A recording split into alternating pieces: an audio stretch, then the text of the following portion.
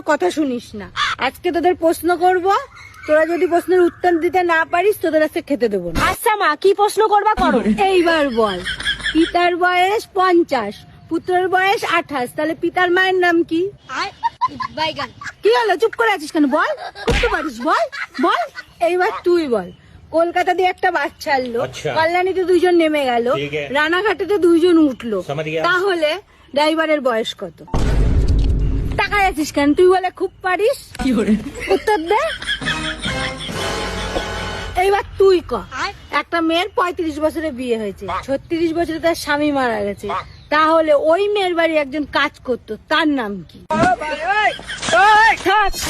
ও মা, তোমার খাতি দেওয়া লাগবে না, তুমি অনেক প্রশ্ন করেছো, এবার আমি একটা প্রশ্ন করবো, সেটার উত্তর দাও। কি প্রশ্ন বল? এবার তুমি বলো, মঙ্গল গ্রহের থেকে চাঁদে যেতে যদি 24 ঘন্টা